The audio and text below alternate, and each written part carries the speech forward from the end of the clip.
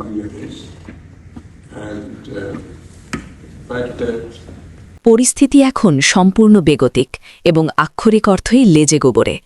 খাদের কিনারে দাঁড়িয়ে থাকা বাংলাদেশের নড়বড়ে অর্থনীতি কি তবে ধ্বংসের মুখে?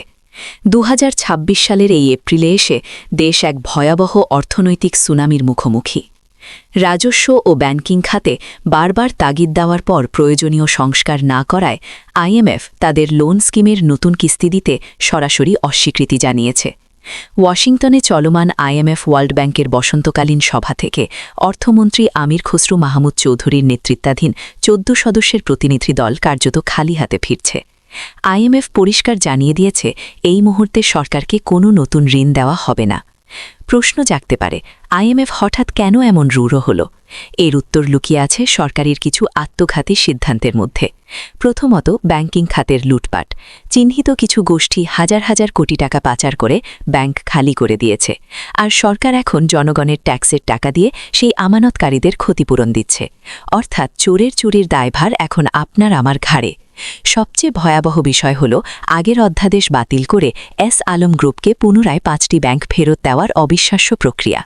জুলাই গণ অভ্যুত্থানের পর মানুষ আশা করেছিল লুটেরাদের বিচার হবে, কিন্তু হচ্ছে উল্টোটা। সাথে ইসলামী ব্যাংকে দক্ষ কর্মকর্তাদের সরিয়ে যেভাবে দলীয়করণ করা হয়েছে সেটিও আইএমএফের নজর এড়ায়নি। আন্তর্জাতিক সংস্থা যখন আঙুল তুলে দুর্নীতি দেখায় তখন বুঝতে হবে পানি মাথার উপর দিয়ে যাচ্ছে। আইএমএফের কিস্তি এমন সময় আটকাল যখন আমাদের জ্বালানি নিরাপত্তা ধ্বংসের মুখে। মধ্যপ্রাচ্যে ইরান যুদ্ধের কারণে তেলের বাজার উত্তাল।